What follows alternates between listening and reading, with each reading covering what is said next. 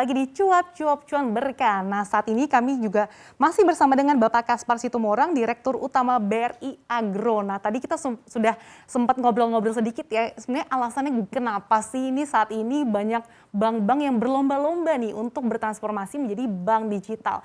Nah, tapi di tengah kompetisi yang ada saat ini, sebenarnya arah kompetisinya ini kemana sih, Pak? Ya, kalau kita lihat di era digital sekarang, arah kompetisinya tentu bagaimana meng-capture segmen baru gitu ya. Kita bagaimana dengan kejelian kita mencari dan menciptakan segmen baru tadi begitu.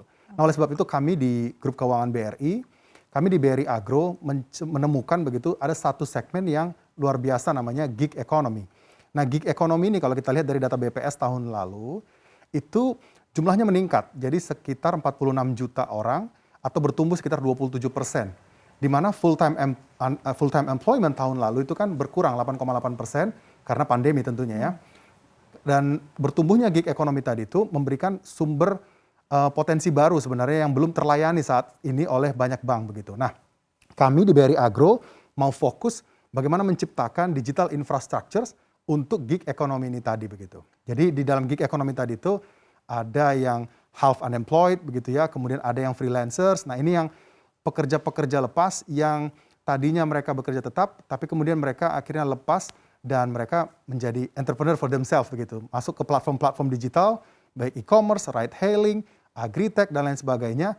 Nah, inilah yang perlu dilayani sehingga nanti jika pemerintah ingin menyalurkan apapun yang perlu disalurkan misalnya, bisa melalui Bank BRI Agro untuk masuk ke sektor gig ekonomi yang 46 juta tadi. Dan kami sudah prediksi di 2025 angkanya akan bertumbuh menjadi 74 juta dan ekonomi di gig ekonomi ini tadi, ekonomi workersnya kurang lebih value-nya 314 billion US dollar di 2025. Wow, luar biasa sekali. Jadi memang ternyata di sini ada peluang yang ternyata dilirik nih oleh BRI Agro ya. Ada segmen yang namanya gig ekonomi yang ternyata tumbuh 27% pada tahun lalu ya. Dan gimana caranya BRI Agro ini supaya bisa melayani dengan produk dari BRI Agro sendiri ini yang bahkan di tahun 2025 diprediksi akan mencapai 74 juta ya Pak Kaspar ya.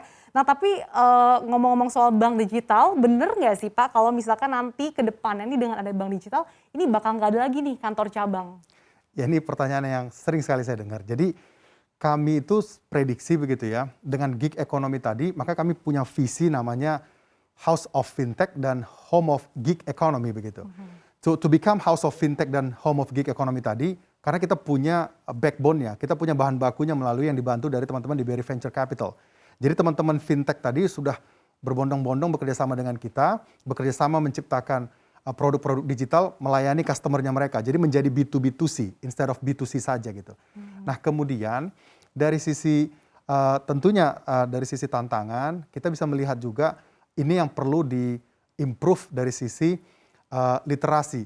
Kalau kita ngomong 2019, tapi di 2020 karena dipaksa ekonomi ini harus berubah shifting ke digital, nah ini transformasinya luar biasa. Jadi betul-betul customer shifting semua ke arah digital. Jadi literasi tadi automatically sudah terjadi di lapangan. Ini yang kami lihat bagaimana gig economy workers tadi itu dengan otomatis mencari platform-platform tadi itu.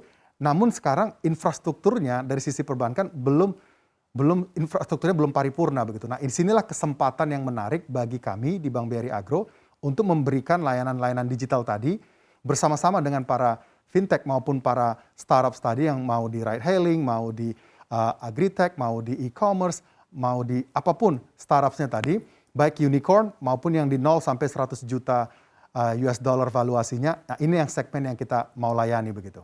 Oke, jadi memang ternyata ada shifting behavior yang ternyata kalau misalkan dilihat lagi infrastruktur yang ada belum paripurna di sini justru harus dicari gitu ya, gimana solusinya gitu ya Pak Kaspar. Nah, kalau misalkan kita ngomongin soal literasi gitu, sebenarnya tantangan literasi dan juga adopsi teknologi, kalau kita lihat masyarakat kita saat ini seperti apa sih Pak?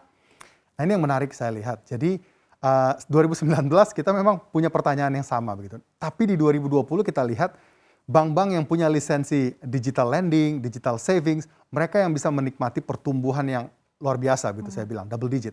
Nah, kenapa? Karena diakselerasi oleh PSBB yang tidak boleh berinteraksi secara langsung dan lain sebagainya tadi, di mana customer-customer tadi yang mesti harus ke branch-nya kita misalnya atau ke banknya kita, itu tidak lagi dilakukan. Mereka perginya ke namanya agennya itu, agen bankingnya tadi. Nah, di situ kita lihat bagaimana shifting behaviors tadi itu berubah.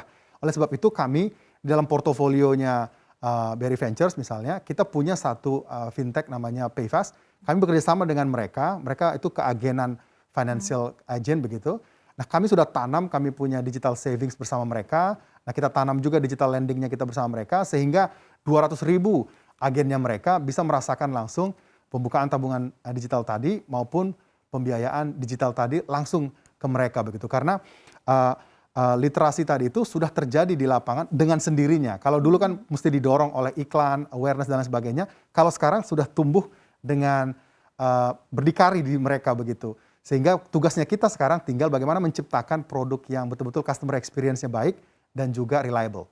Wah, ternyata kalau kita lihat memang pandemi ini justru blessing in disguise ya Pak. Nggak perlu susah-susah untuk meningkatkan literasi keuangan, tapi berkat dengan pandemi ini mau nggak mau ya harus bisa beradaptasi dengan teknologi. Nah, tapi Pak, di tengah dengan mulai menjamurnya bank digital saat ini, sebetulnya resiko atau tantangan apa saja sih Pak yang akan dihadapi oleh bank digital nih ke depannya? Saya rasa tantangan yang paling besar tadi ada pada risiko fraud ya, risiko operasional begitu. Karena semuanya sudah serba digital, oleh sebab itu tantangannya kita bagaimana menciptakan semacam early warning system untuk bisa mendeteksi apakah ini transaksi anomali atau ini transaksi yang normal. Kedua juga bagaimana kita bisa menciptakan fraud detection system untuk menentukan apakah transaksi yang barusan terjadi, pembiayaan yang barusan terjadi, apakah ini fraud atau tidak. Oleh sebab itu dibutuhkan memang ketangguhan dalam dan keunggulan dalam kecerdasan artifisial di tiap bank tadi. Nah, di Bank BRI kita punya namanya BRI Brain. Nah, BRI Brain ini yang bisa mendeteksi fraud ataupun bisa mendeteksi anomali dengan cepat sehingga bisa kita langsung hentikan. Nah, ini yang API-nya bisa dikonsum oleh grup keuangan BRI tadi gitu. Nah, kita tentu ini yang harus kita antisipasi supaya tantangan-tantangan tadi itu bukan lagi menjadi halangan tapi menjadi peluang bagi kita jika kita menguasai tadi cara-cara mendeteksi anomali sehingga bisa kita stop lebih dini gitu. Oke, jadi memang sudah ada langkah-langkah yang dilakukan untuk mengantisipasi hal itu, risiko fraud tadi ada BRI Brain ya Pak Kaspar ya.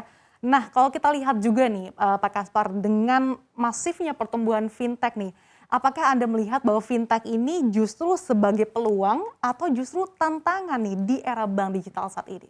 Terima kasih Sasa, ini pertanyaan yang luar biasa.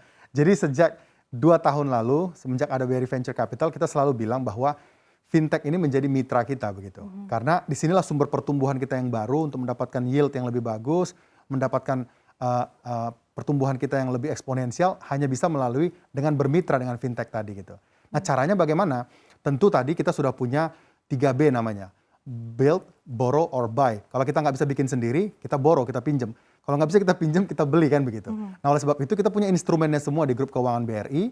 Melalui BRI Venture Capital, kita punya investment di berbagai macam fintech-fintech tadi, sehingga menciptakan sinergi yang lebih baik bagi BRI Agro misalnya.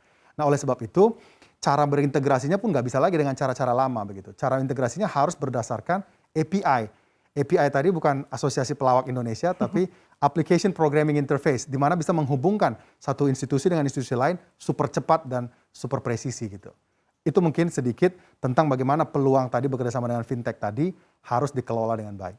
Oke, jadi apakah Anda melihat juga bahwa nanti ke depannya berarti bank-bank digital ini juga bakal berkolaborasi ya Pak? Berarti bukan hanya sebagai tantangan gitu, tapi juga bermitra tadi seperti BRI Agro lakukan ya berarti? Kalau kami melihatnya, cara bekerja samanya sudah barang tentu harus berbasis API tadi.